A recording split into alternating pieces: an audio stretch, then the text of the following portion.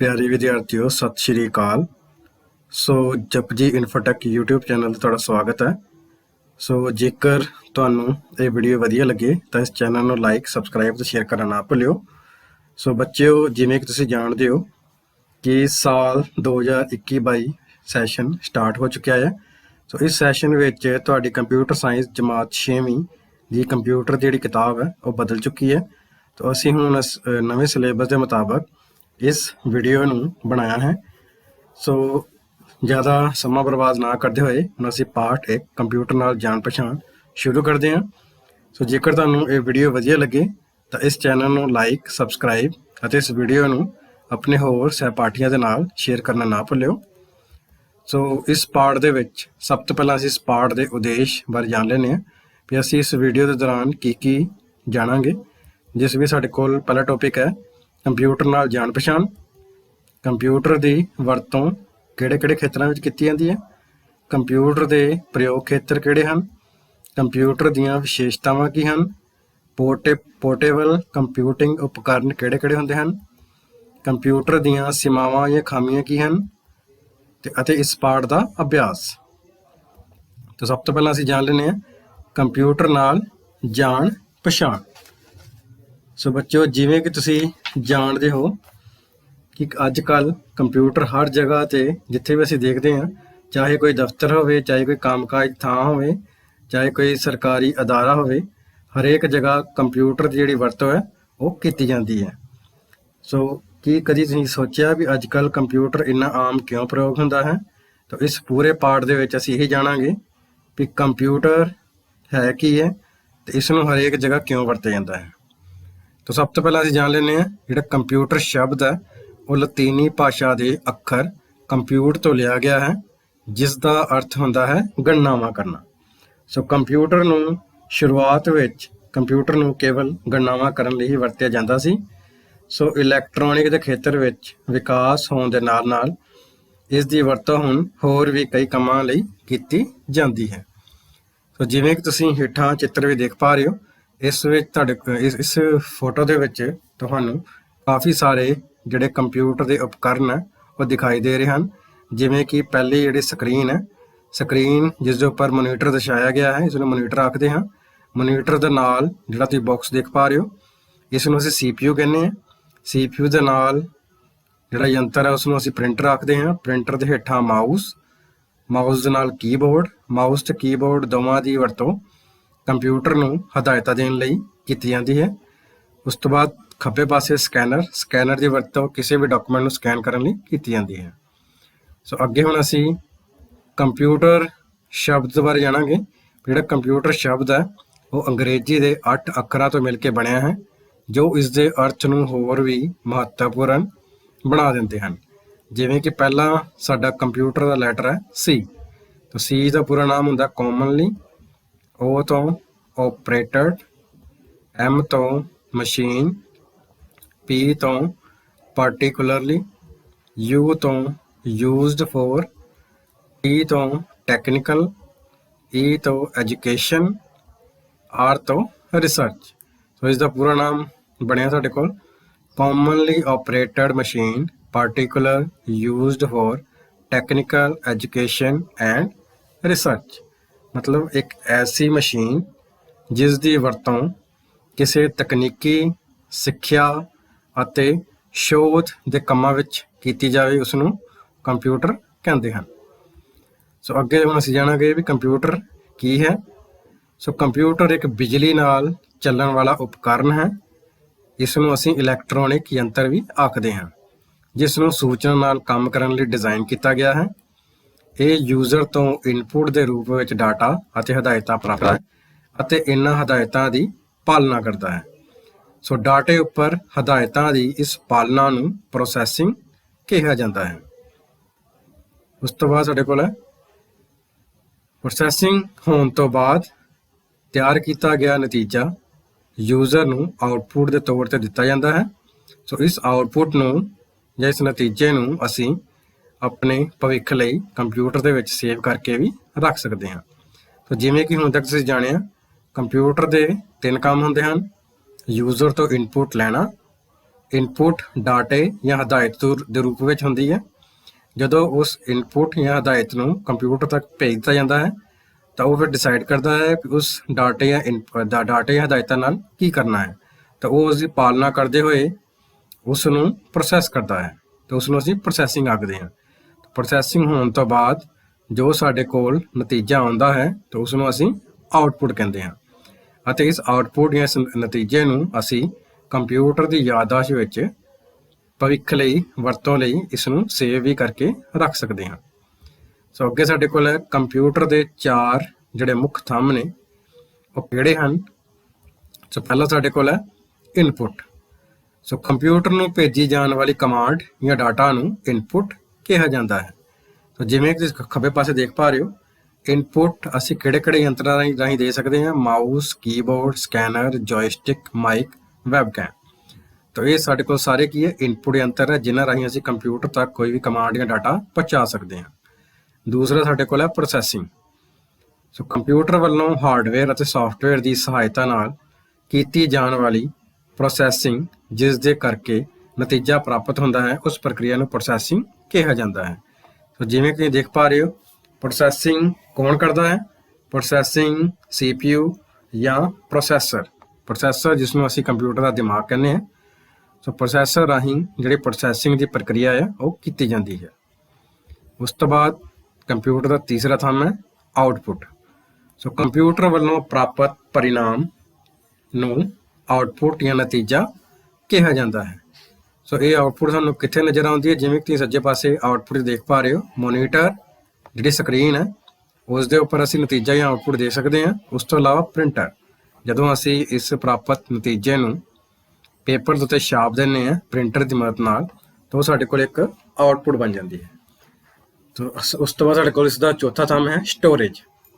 ਸੋ ਵੱਖ-ਵੱਖ ਸਟੋਰੇਜ ਯੰਤਰ ਜਿਵੇਂ ਕਿ hard disk, pen drive, optical disk ਦੀ ਵਰਤੋਂ ਕਰਕੇ ਅਸੀਂ ਇਹਨਾਂ ਨਤੀਜਿਆਂ ਨੂੰ ਸੁਰੱਖਿਅਤ ਰੱਖਣ ਦੀ ਪ੍ਰਕਿਰਿਆ ਨੂੰ ਸਟੋਰੇਜ ਕਹਿੰਦੇ ਹਾਂ। ਅਗਲਾ ਸਾਡੇ ਕੋਲ ਟੌਪਿਕ ਹੈ ਅਸੀਂ ਕੰਪਿਊਟਰ ਤੇ ਕੀ ਕਰ ਸਕਦੇ ਹਾਂ।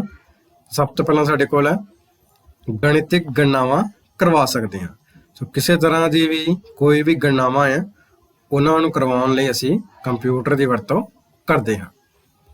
ਦੂਸਰਾ ਪੁਆਇੰਟ ਹੈ ਕਿਸੇ ਅੱਖਰ ਦੇ ਸਪੈਲਿੰਗ ਚੈੱਕ ਕਰਨ ਲਈ ਵੀ ਅਸੀਂ ਕੰਪਿਊਟਰ ਦੀ ਵਰਤੋਂ ਕਰਦੇ ਹਾਂ।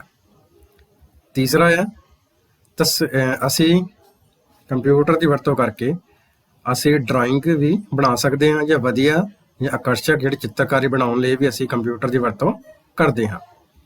ਚੌਥਾ ਪੁਆਇੰਟ ਹੈ ਕੰਪਿਊਟਰ ਦੀ ਵਰਤੋਂ ਕਰਦੇ ਹੋਏ ਅਸੀਂ ਅਖਬਾਰਾਂ ਅਤੇ ਕਿਤਾਬਾਂ ਛਾਪ ਵੀ ਸਕਦੇ ਹਾਂ ਤੇ ਉਹਨਾਂ ਨੂੰ ਪ੍ਰਿੰਟ ਵੀ ਕਰ ਸਕਦੇ ਹਾਂ।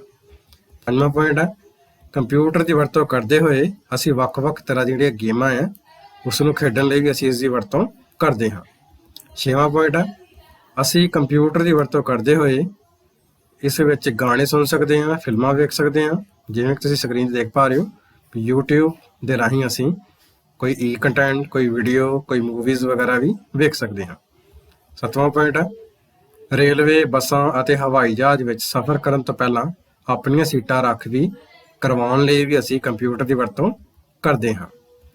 ਉਸ ਤੋਂ ਬਾਅਦ ਸਾਡੇ ਕੋਲ 8ਵਾਂ ਪੁਆਇੰਟ ਹੈ ਰੇਲਵੇ, ਬੱਸਾਂ ਅਤੇ ਹਵਾਈ ਜਹਾਜ਼ਾਂ ਦੇ ਆਉਣ ਜਾਣ ਦੇ ਸਮੇਂ ਬਾਰੇ ਪਤਾ ਕਰਨ ਲਈ ਵੀ ਅਸੀਂ ਕੰਪਿਊਟਰ ਦੀ ਵਰਤੋਂ ਕਰਦੇ ਹਾਂ। ਅੱਗੇ ਸਾਡੇ ਕੋਲ 9ਵਾਂ ਪੁਆਇੰਟ ਹੈ ਕਿਸੇ ਜਗ੍ਹਾ ਲਈ ਸਫ਼ਰ ਕਰਨ ਤੋਂ ਪਹਿਲਾਂ ਉਸ ਜਗ੍ਹਾ ਦੇ ਮੌਸਮ ਬਾਰੇ ਪਤਾ ਕਰਨ ਲਈ ਵੀ ਅਸੀਂ ਕੰਪਿਊਟਰ ਦੀ ਵਰਤੋਂ ਕਰਦੇ ਹਾਂ। ਅਗਲਾ ਸਾਡੇ ਕੋਲ 10ਵਾਂ ਪੁਆਇੰਟ ਹੈ ਸਕੂਲ ਦੀਆਂ ਰਿਪੋਰਟਾਂ, ਨਤੀਜਾ ਅਤੇ ਸਮਾਂ ਸਾਰਣੀ ਤਿਆਰ ਕਰਨ ਲਈ ਵੀ ਕੰਪਿਊਟਰ ਦੀ ਵਰਤੋਂ ਕਰ ਸਕਦੇ ਹਾਂ। ਅੱਗੇ ਸਾਡੇ ਕੋਲ 11ਵਾਂ ਪੁਆਇੰਟ ਹੈ ਕਿਸੇ ਇੱਕ ਥਾਂ ਤੋਂ ਕਿਸੇ ਦੂਜੀ ਥਾਂ ਤੱਕ ਪਹੁੰਚਣ ਦਾ ਰਸਤਾ ਵੀ ਲੱਭਣ ਲਈ ਅਸੀਂ ਕੰਪਿਊਟਰ ਦੀ ਵਰਤੋਂ ਕਰਦੇ ਹਾਂ। ਅੱਗੇ ਸਾਡੇ ਕੋਲ ਹੈ ਕੰਪਿਊਟਰ ਦੇ ਪ੍ਰਯੋਗ ਖੇਤਰ। ਸੋ ਕੰਪਿਊਟਰ ਦੇ ਪ੍ਰਯੋਗ ਖੇਤਰ ਤੋਂ ਭਾਵ ਹੈ ਉਹ ਸਾਰੇ ਖੇਤਰ ਜਿਨ੍ਹਾਂ ਵਿੱਚ ਅਸੀਂ ਕੰਪਿਊਟਰ ਦੀ ਵਰਤੋਂ ਕਰਦੇ ਹਾਂ। ਸੋ ਕੁਝ ਖਾਸ ਜਿਹੜੇ ਸਾਡੇ ਕੋਲ ਪ੍ਰਯੋਗ ਖੇਤਰ ਹੈ, ਜਿਸ ਵਿੱਚ ਪਹਿਲਾ ਸਾਡੇ ਕੋਲ ਹੈ ਸਿੱਖਿਆ ਦੇ ਖੇਤਰ ਵਿੱਚ। ਸਿੱਖਿਆ ਦੇ ਖੇਤਰ ਵਿੱਚ ਕੰਪਿਊਟਰ ਦੀ ਵਰਤੋਂ ਵਿਦਿਆਰਥੀਆਂ ਅਤੇ ਅਧਿਆਪਕਾਂ ਦੋਨਾਂ ਰਾਹੀਂ ਕੀਤੀ ਜਾਂਦੀ ਹੈ। ਸੋ ਵਿਦਿਆਰਥੀ ਕੰਪਿਊਟਰ ਦੀ ਵਰਤੋਂ ਨੋਟਸ ਤਿਆਰ ਕਰਨ, ਡਰਾਇੰਗ ਕਰਨ, ਪ੍ਰੋਜੈਕਟ ਆਦਿ ਬਣਾਉਣ ਲਈ ਕਰਦੇ ਹਨ। ਇਸ ਤੋਂ ਇਲਾਵਾ ਵਿਦਿਆਰਥੀ ਈ ਕੰਟੈਂਟ ਦੀ ਵਰਤੋਂ ਵੀ ਕਰਨ ਲਈ ਕੰਪਿਊਟਰ ਦੀ ਵਰਤੋਂ ਕਰਦੇ ਹਨ। ਸੋ ਅਧਿਆਪਕ ਜਿਹੜੇ ਆ ਉਹ ਕੰਪਿਊਟਰ ਦੀ ਵਰਤੋਂ ਨਤੀਜਾ ਤਿਆਰ ਕਰਨ, ਟਾਈਮ ਟੇਬਲ ਤਿਆਰ ਕਰਨ ਅਤੇ ਰਿਪੋਰਟ ਬਣਾਉਣ ਲਈ ਕਰਦੇ ਹਨ। ਇਸ ਤੋਂ ਇਲਾਵਾ ਕੰਪਿਊਟਰ ਦੀ ਵਰਤੋਂ ਵਿਦਿਆਰਥੀਆਂ ਦਾ ਡਾਟਾ ਆਨਲਾਈਨ ਵੱਖ-ਵੱਖ ਵੈਬਸਾਈਟਾਂ 'ਤੇ ਸਟੋਰ ਕਰਨ ਲਈ ਵੀ ਇਸ ਦੀ ਵਰਤੋਂ ਕੀਤੀ ਜਾਂਦੀ ਹੈ। ਦੂਸਰਾ ਸਾਡੇ ਕੋਲ ਪੁਆਇੰਟ ਹੈ ਸਿਹਤ ਅਤੇ ਦਵਾਈਆਂ ਦੇ ਖੇਤਰ ਵਿੱਚ। ਸੋ ਕੰਪਿਊਟਰ ਦੀ ਵਰਤੋਂ ਸਿਹਤ ਅਤੇ ਦਵਾਈਆਂ ਦੇ ਖੇਤਰ ਵਿੱਚ ਵੀ ਕੀਤੀ ਜਾਂਦੀ ਹੈ।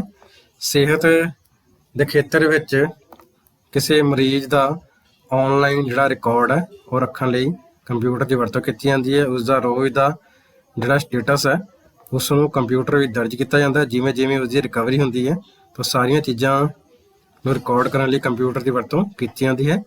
ਤਾਂ ਦਵਾਈਆਂ ਦੇ ਖੇਤਰ ਵਿੱਚ ਕੋਈ ਜਿਹੜੀ ਦਵਾਈ ਹੈ ਉਸ ਦਾ ਕੀ ਰਿਐਕਸ਼ਨ ਹੋਵੇਗਾ, ਇਹਨਾਂ ਸਾਰਿਆਂ ਨੂੰ ਰਿਕਾਰਡ ਕਰਨ ਲਈ ਕੰਪਿਊਟਰ ਜਿਹੜੀ ਵਰਤੋਂ ਹੈ ਉਹ ਕੀਤੀ ਜਾਂਦੀ ਹੈ। ਤਾਂ ਜਿਹੜਾ ਤੀਸਰਾ ਖੇਤਰ ਹੈ ਉਹ ਹੈ ਦੁਕਾਨਾਂ ਵਿੱਚ।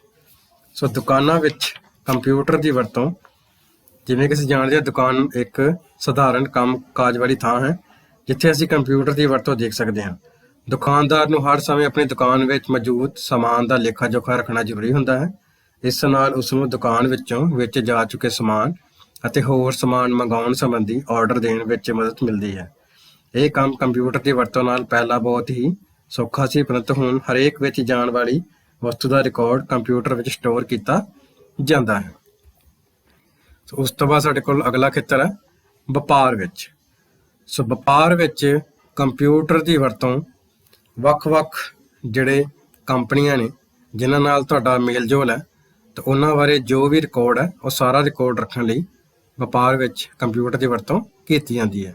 ਵੀ ਤੁਹਾਡੇ ਵਪਾਰ ਵਿੱਚ ਤੁਹਾਨੂੰ ਕਿੰਨਾ ਮੁਨਾਫਾ ਹੋ ਰਿਹਾ ਹੈ, ਕਿੰਨਾ ਘਾਟਾ ਹੋ ਰਿਹਾ ਹੈ, ਇਸ ਤਰ੍ਹਾਂ ਦੇ ਸਾਰੇ ਜਿਹੜੇ ਰਿਕਾਰਡ ਨੂੰ ਸਟੋਰ ਕਰਨ ਲਈ ਕੰਪਿਊਟਰ ਦੀ ਵਰਤੋਂ ਕੀਤੀ ਜਾਂਦੀ ਹੈ। ਉਸ ਤੋਂ ਬਾਅਦ ਸਾਡੇ ਕੋਲ ਪੰਜਵਾਂ ਪੁਆਇੰਟ ਹੈ ਬੈਂਕਾਂ ਵਿੱਚ। ਸੋ ਬੈਂਕ ਇੱਕ ਅਜਿਹੀ ਜਗ੍ਹਾ ਹੁੰਦੀ ਹੈ ਜਿੱਥੇ ਹਰੇਕ ਕੰਮ ਡਾਟਾ ਪ੍ਰੋਸੈਸਿੰਗ ਨਾਲ ਸੰਬੰਧਿਤ ਹੁੰਦਾ ਹੈ। ਬੈਂਕ ਵਿਚਲੇ ਜ਼ਿਆਦਾ ਕੰਮ ਖਾਤੇ ਵਿੱਚ ਪੈਸੇ ਜਮ੍ਹਾਂ ਕਰਵਾਉਣ ਜਾਂ ਕਢਵਾਉਣ ਨਾਲ ਸੰਬੰਧਿਤ ਹੁੰਦੇ ਹਨ। ਸੋ ਅਜਿਹੇ ਹਰੇਕ ਕੰਮ ਨੂੰ ਡਾਟਾ ਪ੍ਰੋਸੈਸਿੰਗ ਨਾਲ ਸੰਬੰਧਿਤ ਹੁੰਦਾ ਹੈ। ਅਜਿਹੀਆਂ ਪ੍ਰੋਸੈਸਿੰਗ ਨੂੰ ਸਹੀ ਢੰਗ ਨਾਲ ਕਰਨ ਲਈ ਕੰਪਿਊਟਰ ਦੀ ਵਰਤੋਂ ਕਰਨਾ ਬਹੁਤ ਵਧੀਆ ਵਿਕਲਪ ਹੈ। ਸੋ ਕੰਪਿਊਟਰ ਦੀ ਵਰਤੋਂ ਨਾਲ ਸਾਰੇ ਖਾਤਿਆਂ ਦਾ ਪ੍ਰਬੰਧ ਬਹੁਤ ਆਸਾਨੀ ਨਾਲ ਅਤੇ ਵਧੀਆ ਢੰਗ ਨਾਲ ਕੀਤਾ ਜਾ ਸਕਦਾ ਹੈ। ਅੱਗੇ 6ਵਾਂ ਪੁਆਇੰਟ ਹੈ ਸਾਡੇ ਕੋਲ ਮਨੋਰੰਜਨ ਦੇ ਖੇਤਰ ਵਿੱਚ। ਸੋ ਮਨੋਰੰਜਨ ਦੇ ਕੰਪਿਊਟਰ ਮਨੋਰੰਜਨ ਦਾ ਇੱਕ ਵਧੀਆ ਸਾਧਨ ਹੈ। ਅਸੀਂ ਕੰਪਿਊਟਰ ਰਾਹੀਂ ਗਾਣੇ ਸੁਣ ਸਕਦੇ ਹਾਂ, ਫਿਲਮਾਂ ਵੇਖ ਸਕਦੇ ਹਾਂ, ਗੇਮਾਂ ਖੇਡ ਸਕਦੇ ਹਾਂ ਅਤੇ ਅਵਾਸਤਵਿਕ 3D ਪ੍ਰਭਾਵਾਂ ਦਾ ਆਨੰਦ ਵੀ ਲੈ ਸਕਦੇ ਹਾਂ। ਇਸ ਨਾਲ ਕਾਰਟੂਨਾਂ ਦੇ ਰੂਪ ਵਿੱਚ ਨਵੀਆਂ ਕਹਾਣੀਆਂ ਅਤੇ ਮਜ਼ਾਕੀਆ ਦ੍ਰਿਸ਼ ਵੀ ਪੇਸ਼ ਕੀਤੇ ਜਾ ਸਕਦੇ ਹਨ। ਸੋ ਅਜਿਹੀਆਂ ਮਲਟੀਮੀਡੀਆ ਪੇਸ਼ਕਾਰੀਆਂ ਮਨੋਰੰਜਨ ਦਾ ਵਧੀਆ ਸਾਧਨ ਹੁੰਦੀਆਂ ਹਨ। ਸੋ ਅਗਲਾ ਸਾਡੇ ਕੋਲ ਖੇਤਰ ਹੈ ਇਸਦਾ ਵੱਖ-ਵੱਖ ਸਰਕਾਰੀ ਦਫ਼ਤਰਾਂ ਵਿੱਚ। ਸੋ ਵੱਖ-ਵੱਖ ਸਰਕਾਰੀ ਦਫ਼ਤਰਾਂ ਵਿੱਚ ਕੰਪਿਊਟਰ ਦੀ ਵਰਤੋਂ ਆਮ ਲੋਕਾਂ ਨਾਲ ਸੰਬੰਧਿਤ ਸੁਵਿਧਾਵਾਂ ਪ੍ਰਦਾਨ ਕਰਨ ਦੇ ਕੰਮਾਂ ਵਿੱਚ ਕੀਤੀ ਜਾਂਦੀ ਹੈ। ਇਹ ਸਾਰੀਆਂ ਸੇਵਾਵਾਂ ਆਮ ਤੌਰ 'ਤੇ ਈ ਗਵਰਨੈਂਸ, ਬਿੱਲਾਂ ਦਾ ਭੁਗਤਾਨ ਕਰਨਾ, ਆਮਦਨ ਕਰ, ਬਿਨੇ ਪੱਤਰ ਪ੍ਰੋਸੈਸ ਕਰਨ ਆਦਿ ਨਾਲ ਸੰਬੰਧਿਤ ਹੁੰਦੀਆਂ ਹਨ। ਸੋ ਕੰਪਿਊਟਰ ਅਤੇ ਇੰਟਰਨੈਟ ਦੀ ਮਦਦ ਨਾਲ ਇਹਨਾਂ ਵਿੱਚ ਬਹੁਤ ਸਾਰੀਆਂ ਸੁਵਿਧਾਵਾਂ ਆਨਲਾਈਨ ਹੋ ਗਈਆਂ ਹਨ। ਅਸੀਂ ਆਨਲਾਈਨ ਹੀ ਇਹ ਸੁਵਿਧਾਵਾਂ ਲਈ ਬਿਨੇ ਪੱਤਰ ਘਰ ਬੈਠੇ ਭੇਜ ਸਕਦੇ ਹਾਂ। ਅਸੀਂ ਇੰਟਰਨੈਟ ਬੈਂਕਿੰਗ ਅਤੇ ਕੰਪਿਊਟਰ ਸਮਾਰਟਫੋਨ ਦੀ ਮਦਦ ਨਾਲ ਬਿੱਲਾਂ ਦਾ ਭੁਗਤਾਨ ਕਰ ਸਕਦੇ ਹਾਂ। ਸੋ ਕੰਪਿਊਟਰ ਦੇ ਅਜਿਹੇ ਪ੍ਰਯੋਗ ਨਾਲ ਸਰਕਾਰੀ ਸਹੂਲਤਾਂ ਹੁਣ 24 ਘੰਟੇ ਮੌਜੂਦ ਰਹਿੰਦੀਆਂ ਹਨ। ਅਗਲਾ ਸਾਡੇ ਕੋਲ ਖੇਤਰ ਹੈ ਖੇਡਾਂ ਵਿੱਚ। ਸੋ ਖੇਡਾਂ ਵਿੱਚ ਕੰਪਿਊਟਰ ਦੀ ਵਰਤੋਂ ਖੇਡਾਂ ਦੇ ਖੇਤਰ ਵਿੱਚ ਖਿਡਾਰੀਆਂ ਦੀ ਕਾਰਜਕੁਸ਼ਲਤਾ ਵਧਾਉਣ ਲਈ ਕੀਤੀ ਜਾਂਦੀ ਹੈ। ਖਿਡਾਰੀ ਦੀ ਕੁਸ਼ਲਤਾ ਵਿੱਚ ਸੁਧਾਰ ਜਾਰੀ ਰੱਖਣ ਲਈ ਉਸ ਦਾ ਰੋਜ਼ਾਨਾ ਰਿਕਾਰਡ ਕੰਪਿਊਟਰ ਵਿੱਚ ਸਟੋਰ ਕੀਤਾ ਜਾਂਦਾ ਹੈ। ਅਵਾਸਤਵਿਕ 3D ਸਟੇਸ਼ਨ ਦੀ ਵਰਤੋਂ ਕਰਕੇ ਮੈਦਾਨ ਵਿੱਚ ਖੇਡੀਆਂ ਜਾਣ ਵਾਲੀਆਂ ਖੇਡਾਂ ਨੂੰ ਬੰਦ ਕਮਰੇ ਵਿੱਚ ਅਭਿਆਸ ਕਰਨ ਲਈ ਖੇਡਿਆ ਜਾ ਸਕਦਾ ਹੈ। ਸੋ ਇਸ ਤਰ੍ਹਾਂ ਖਿਡਾਰੀ ਆਪਣੀ ਗਤੀਵਿਧੀਆਂ ਨੂੰ ਰਿਕਾਰਡ ਕਰਕੇ ਆਪਣੀ ਦੌੜ ਦੀ ਸ਼ੁਰੂਆਤ ਅਤੇ ਜੰਪ ਲਗਾਉਣ ਵਿੱਚ ਸੁਧਾਰ ਵੀ ਕਰ ਸਕਦਾ ਹੈ। ਸੋ ਅਗਲਾ ਸਾਡੇ ਕੋਲ ਇਸਦਾ ਖੇਤਰ ਹੈ ਯਾਤਰਾ ਵਿੱਚ। ਕੋਲ ਪੁਆਇੰਟ ਹੈ ਯਾਤਰਾ ਵਿੱਚ। ਯਾਤਰਾ ਕਰਨਾ ਹਰੇਕ ਵਪਾਰ ਅਤੇ ਦਫ਼ਤਰੀ ਕੰਮ ਦਾ ਹਿੱਸਾ ਹੈ। ਅਸੀਂ ਹਮੇਸ਼ਾ ਖੋਜ ਕਰਨ, ਖਰੀਦਣ ਜਾਂ ਵੇਚਣ, ਨਿੱਜੀ ਮੀਟਿੰਗਾਂ ਕਰਨ, ਕੋਈ ਵੀ ਜਗ੍ਹਾ ਦਾ ਨਿਰੀਖਣ ਕਰਨ ਆਦਿ ਕੰਮਾਂ ਲਈ ਯਾਤਰਾ ਕਰਦੇ ਰਹਿੰਦੇ ਹਾਂ। ਯਾਤਰਾ ਕਰਨ ਲਈ ਸਾਨੂੰ ਭੌਤਿਕ ਗਿਆਨ, ਯਾਤਰਾ ਦੇ ਸਾਧਨਾਂ, ਖਰਚ ਦਾ ਅਨੁਮਾਨ ਅਤੇ ਹਰੇਕ ਜਗ੍ਹਾ ਦੇ ਖਾਣ ਅਤੇ ਸੱਭਿਆਚਾਰ ਬਾਰੇ ਜਾਣਕਾਰੀ ਹੋਣਾ ਬਹੁਤ ਜ਼ਰੂਰੀ ਹੁੰਦਾ ਹੈ। ਕੰਪਿਊਟਰ ਦੀ ਮਦਦ ਨਾਲ ਇਹ ਸਾਰੇ ਕੰਮ ਬਹੁਤ ਆਸਾਨ ਹੋ ਗਏ ਹਨ। ਅਸੀਂ ਇੰਟਰਨੈਟ ਦੀ ਮਦਦ ਨਾਲ ਇਹਨਾਂ ਵਿੱਚੋਂ ਕਿਸੇ ਬਾਰੇ ਵੀ ਜਾਣਕਾਰੀ ਘਰ ਬੈਠੇ ਜਾਂ ਯਾਤਰਾ ਕਰਦੇ ਹੋਏ ਵੀ ਪ੍ਰਾਪਤ ਕਰ ਸਕਦੇ ਹਾਂ। ਸੋ ਅਗਲਾ ਸਾਡੇ ਕੋਲ ਹੈ ਕੰਪਿਊਟਰ ਦੀਆਂ ਵਿਸ਼ੇਸ਼ਤਾਵਾਂ। ਸੋ ਕੰਪਿਊਟਰ ਦੀਆਂ ਵਿਸ਼ੇਸ਼ਤਾਵਾਂ ਵਿੱਚ ਸਭ ਤੋਂ ਪਹਿਲਾਂ ਸਾਡੇ ਕੋਲ ਹੈ ਵੀ ਕੰਪਿਊਟਰ ਆਪਣੀਆਂ ਵਿਸ਼ੇਸ਼ਤਾਵਾਂ ਕਰਕੇ ਹੀ ਬਹੁਤ ਲੋਕਪ੍ਰਿਯ ਹੈ। ਕੰਪਿਊਟਰ ਦੀ ਹਰੇਕ ਵਿਸ਼ੇਸ਼ਤਾ ਸਾਨੂੰ ਕੰਪਿਊਟਰ ਦੀ ਵਰਤੋਂ ਕਰਨ ਲਈ ਪ੍ਰੇਰਿਤ ਕਰਦੀ ਹੈ। ਸੋ ਆਓ ਅਸੀਂ ਹੁਣ ਕੰਪਿਊਟਰ ਦੀਆਂ ਕੁਝ ਵਿਸ਼ੇਸ਼ਤਾਵਾਂ ਬਾਰੇ ਜਾਣ ਲੈਂਦੇ ਹਾਂ, ਜਿਸ ਵਿੱਚ ਸਾਡੇ ਕੋਲ ਪਹਿਲੀ ਵਿਸ਼ੇਸ਼ਤਾ ਹੈ ਰਫ਼ਤਾਰ। ਕੰਪਿਊਟਰ ਦੀ ਹਰੇਕ ਖੇਤਰ ਵਿੱਚ ਵਰਤੋਂ ਦਾ ਮੁੱਖ ਕਾਰਨ ਕੰਪਿਊਟਰ ਦੀ ਗਤੀ ਜਾਂ ਰਫ਼ਤਾਰ ਹੈ। ਤਾਂ ਇੱਥੇ ਗਤੀ ਤੋਂ ਭਾਵ ਹੈ ਕੰਪਿਊਟਰ ਦੁਆਰਾ ਕੀਤੇ ਜਾਣ ਵਾਲੇ ਕੰਮ ਦੀ ਰਫ਼ਤਾਰ। ਸੋ ਕੰਪਿਊਟਰ ਹਰੇਕ ਕੰਮ ਨੂੰ ਬਹੁਤ ਹੀ ਜਲਦੀ ਕਰਦਾ ਹੈ। ਇਹ ਕਿਸੇ ਗੁੰਝਲਦਾਰ ਗਣਨਾ ਨੂੰ ਵੀ 1 ਸੈਕਿੰਡ ਦੇ ਬਹੁਤ ਛੋਟੇ ਭਾਗ ਵਿੱਚ ਪੂਰਾ ਕਰ ਲੈਂਦਾ ਹੈ। ਕੰਪਿਊਟਰ ਦੁਆਰਾ ਕੀਤੇ ਜਾਣ ਵਾਲੇ ਕੰਮ ਦੀ ਰਫ਼ਤਾਰ ਨੂੰ 1 ਸੈਕਿੰਡ ਦੇ 1000ਵੇਂ ਹਿੱਸੇ ਵਿੱਚ ਮਾਪਿਆ ਜਾਂਦਾ ਹੈ, ਜਿਸ ਨੂੰ ਮਿਲੀ ਸੈਕਿੰਡ ਵਜੋਂ ਜਾਣਿਆ ਜਾਂਦਾ ਹੈ। ਦੂਸਰਾ ਸਾਡੇ ਕੋਲ ਪੁਆਇੰਟ ਹੈ ਸ਼ੁੱਧਤਾ। ਸੋ ਕੰਪਿਊਟਰ ਦੀ ਕੰਮ ਕਰਨ ਦੀ ਰਫ਼ਤਾਰ ਹੀ ਸਾਡੇ ਕੋਲ ਇਕਲੌਤਾ ਲਾਭ ਨਹੀਂ ਹੈ। ਇਸ ਦੀ ਦੂਸਰੀ ਵਿਸ਼ੇਸ਼ਤਾ ਹੈ ਸ਼ੁੱਧਤਾ। ਤਾਂ ਸ਼ੁੱਧਤਾ ਵੀ ਇਸ ਦਾ ਬਹੁਤ ਮਹੱਤਵਪੂਰਨ ਗੁਣ ਹੈ। ਸ਼ੁੱਧਤਾ ਤੋਂ ਭਾਵ ਹੈ ਕੰਪਿਊਟਰ ਦੁਆਰਾ ਤਿਆਰ ਕੀਤੇ ਨਤੀਜੇ ਦੇ ਸਹੀ ਹੋਣ ਦਾ ਭਰੋਸਾ। ਇਨਸਾਨ ਵੀ ਤੇਜ਼ੀ ਨਾਲ ਗਣਨਾਵਾਂ ਕਰ ਸਕਦਾ ਹੈ, ਪਰੰਤੂ ਜਦੋਂ ਅਜਿਹਾ ਹੁੰਦਾ ਹੈ ਤਾਂ ਨਤੀਜੇ ਵਿੱਚ ਗਲਤੀਆਂ ਹੋਣਾ ਸੁਭਾਵਿਕ ਹੈ। ਸੋ ਕੰਪਿਊਟਰ ਤੇਜ਼ੀ ਨਾਲ ਗਣਨਾਵਾਂ 100% ਸ਼ੁੱਧਤਾ ਨਾਲ ਕਰਨ ਯੋਗ ਹੁੰਦਾ ਹੈ। ਕੰਪਿਊਟਰ ਦਾ ਇਹ ਗੁਣ ਹੀ ਸ਼ੁੱਧਤਾ ਖਵਾਉਂਦਾ ਹੈ। ਤੀਸਰਾ ਪੁਆਇੰਟ ਸਾਡੇ ਕੋਲ ਭਰੋਸੇਯੋਗਤਾ। ਸੋ ਭਰੋਸੇਯੋਗਤਾ ਤੋਂ ਭਾਵ ਹੈ ਜਿਸ ਤੋਂ ਅਸੀਂ ਵਿਸ਼ਵਾਸ ਕਰ ਸਕੀਏ ਕਿ ਜੋ ਵੀ ਕੰਪਿਊਟਰ ਰਾਹੀਂ ਨਤੀਜੇ ਪ੍ਰਾਪਤ ਕੀਤੇ ਜਾ ਰਹੇ ਨੇ ਉਹ ਸਾਰੇ ਸਟੀਕ ਅਤੇ ਸਹੀ ਹੈ। ਤਾਂ ਉਹਨਾਂ ਸਾਰਿਆਂ ਨੂੰ ਅਸੀਂ ਭਰੋਸੇਯੋਗਤਾ ਕਹਿ ਸਕਦੇ ਹਾਂ। ਸੋ ਅਸੀਂ ਇਸ ਦੇ ਤਿਆਰ ਕੀਤੇ ਨਤੀਜੇ 'ਤੇ 100% ਸਹੀ ਹੋਣ ਦਾ ਭਰੋਸਾ ਕਰ ਸਕਦੇ ਹਾਂ। ਸਾਨੂੰ ਇਸ ਨਤੀਜੇ ਨੂੰ ਦੁਬਾਰਾ ਜਾਂਚ ਕਰਨ ਦੀ ਲੋੜ ਨਹੀਂ ਹੁੰਦੀ। ਹਾਲਾਂਕਿ ਜੋ ਪ੍ਰੋਗਰਾਮ ਅਸੀਂ ਨਤੀਜਾ ਤਿਆਰ ਕਰਨ ਲਈ ਵਰਤ ਰਹੇ ਹਾਂ ਉਹ ਪੂਰੀ ਤਰ੍ਹਾਂ ਨਾਲ ਗਲਤੀ ਰਹਿਤ ਅਤੇ ਟੈਸਟ ਕੀਤਾ ਹੋਣਾ ਜ਼ਰੂਰੀ ਹੁੰਦਾ ਹੈ। ਅਗਲਾ ਸਾਡੇ ਕੋਲ ਚੌਥਾ ਪੁਆਇੰਟ ਆ ਅਥਕ, ਜਿਹੜਾ ਕਦੇ ਵੀ ਨਾ ਥੱਕੇ। ਸੋ ਇਨਸਾਨੀ ਪ੍ਰਵਿਰਤੀ ਦੇ ਅਨੁਸਾਰ ਇਨਸਾਨ ਜਾਂ ਮਨੁੱਖ ਵੱਲੋਂ ਕੀਤੇ ਗਏ ਕੰਮ ਦੀ ਸ਼ੁੱਧਤਾ ਅਤੇ ਰਫ਼ਤਾਰ ਲਗਾਤਾਰ ਕੰਮ ਕਰਨ ਦੇ ਸਮੇਂ ਦੇ ਨਾਲ ਘਟਦੀ ਰਹਿੰਦੀ ਹੈ। ਸੋ ਕੰਪਿਊਟਰ ਵਿੱਚ ਅਜਿਹਾ ਨਹੀਂ ਹੁੰਦਾ। ਕੰਪਿਊਟਰ ਪਹਿਲੀ ਅਤੇ ਅੰਤਿਮ ਗਣਨਾ ਇੱਕੋ ਹੀ ਸ਼ੁੱਧਤਾ ਅਤੇ ਰਫ਼ਤਾਰ ਨਾਲ ਕਰਦਾ ਹੈ। ਕੰਪਿਊਟਰ ਕੰਮ ਕਰਦੇ ਸਮੇਂ ਇਨਸਾਨ ਜਾਂ ਮਨੁੱਖ ਦੀ ਤਰ੍ਹਾਂ ਥੱਕਦਾ ਨਹੀਂ ਹੈ। ਤਾਂ ਕੰਪਿਊਟਰ ਜਦੋਂ ਤੱਕ ਵੀ ਕੰਮ ਕਰਦਾ ਹੈ ਪੂਰੀ ਤਰ੍ਹਾਂ ਸਹੀ ਅਤੇ ਸਟੀਕ ਜਿਹੜੇ ਰਿਜ਼ਲਟ ਹੈ, ਨਤੀਜੇ ਉਹ ਸਾਨੂੰ ਮੁਹੱਈਆ ਕਰਵਾਉਂਦਾ ਹੈ। ਪੰਜਵੀਂ ਇਸ ਦੀ ਵਿਸ਼ੇਸ਼ਤਾ ਹੈ ਆਟੋਮੇਸ਼ਨ। ਸੋ ਆਟੋਮੇਸ਼ਨ ਤੋਂ ਭਾਵ ਹੈ ਕਿ ਆਪਣੇ ਆਪ ਕੋਈ ਵੀ ਇਹ ਕੰਮ ਕਰਦਾ ਰਹਿੰਦਾ ਹੈ। ਸੋ ਕੰਪਿਊਟਰ ਦਿੱਤੇ ਗਏ ਪ੍ਰੋਗਰਾਮ ਦੇ ਅਨੁਸਾਰ ਕੰਮ ਕਰਦਾ ਹੈ। ਇਸ ਨੂੰ ਪ੍ਰੋਸੈਸਿੰਗ ਕਰਨ ਸਮੇਂ ਕਿਸੇ ਵੀ ਕਿਸਮ ਦੀ ਸਹਾਇਤਾ ਦੀ ਲੋੜ ਨਹੀਂ ਹੁੰਦੀ। ਇਸ ਨੂੰ ਹਦਾਇਤਾਂ ਦੇ ਸਮੂਹ ਦੀ ਜ਼ਰੂਰਤ ਕੋਈ ਵੀ ਪ੍ਰੋਸੈਸਿੰਗ ਸ਼ੁਰੂ ਹੋਣ ਤੋਂ ਪਹਿਲਾਂ ਹੁੰਦੀ ਹੈ। ਜਦੋਂ ਇਸ ਨੂੰ ਪੂਰੀ ਤਰ੍ਹਾਂ ਕੰਮ ਕਰਨ ਵਾਲਾ ਪ੍ਰੋਗਰਾਮ ਪ੍ਰਾਪਤ ਹੋ ਜਾਂਦਾ ਹੈ ਤਾਂ ਇਹ ਆਪਣੇ ਆਪ ਅੰਤ ਤੱਕ ਕੰਮ ਕਰਦਾ ਰਹਿੰਦਾ ਹੈ ਅਤੇ ਅੰਤ ਵਿੱਚ ਸਾਨੂੰ ਉਸ ਦਾ ਜਿਹੜਾ ਨਤੀਜਾ ਹੈ ਮੁਹੱਈਆ ਕਰਵਾਉਂਦਾ ਹੈ।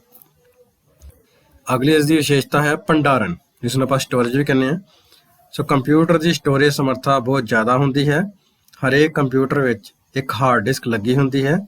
ਇਹ ਉਪਕਰਨ ਬਹੁਤ ਮਾਤਰਾ ਵਿੱਚ ਹਰੇਕ ਕਿਸਮ ਦਾ ਡਾਟਾ ਸਟੋਰ ਕਰਨ ਦੇ ਸਮਰੱਥ ਹੁੰਦਾ ਹੈ, ਜਿਸ ਵਿੱਚ ਅੱਖਰ, ਆਵਾਜ਼ਾਂ, ਵੀਡੀਓ ਪ੍ਰੋਗਰਾਮ, ਐਨੀਮੇਸ਼ਨ ਆਦਿ ਨੂੰ ਡਾਟਾ ਦੇ ਰੂਪ ਵਿੱਚ ਅਸੀਂ ਇਸ ਵਿੱਚ ਸਟੋਰ ਕਰ ਸਕਦੇ ਹਾਂ।